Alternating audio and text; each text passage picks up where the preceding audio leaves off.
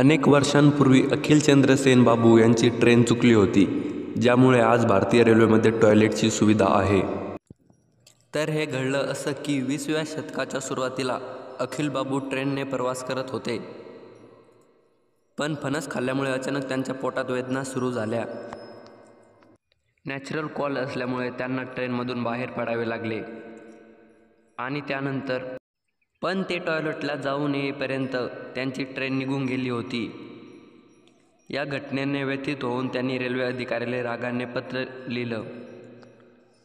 त्यांनी सांगितलं की उतरताना त्यांनी गार्डला थांबण्याची विनंती केली होती, पण गार्ड विसरला आणि ट्रेन त्यांना सोडून निघाली.